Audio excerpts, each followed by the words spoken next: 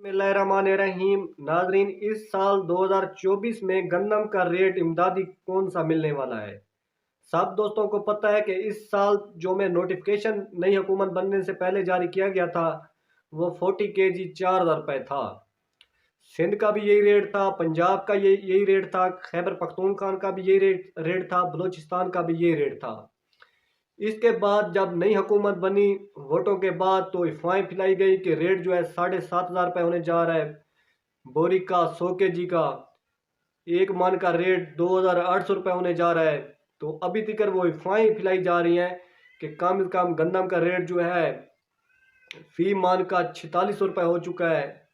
4,000 के बाद दोबारा जो है नोटिफिकेशन अभी तक नहीं जारी किया गया।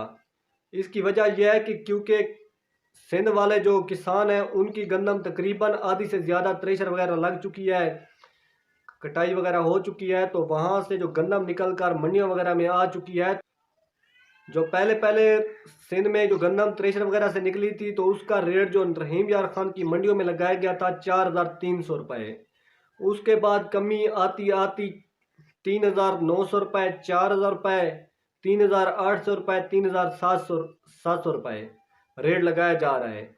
इसके अलावा इस्लामाबाद, KPK, पेशावर, अटक, झांग इस वक्त जो वहाँ पर ताज़ा तरीन रेट लगाया जा रहा है गंदम का, पुरानी गंदम का 4,600 रुपये लगाया जा रहा है और जो नई गंदम है उसका 4,300 रुपये लगाया जा रहा है।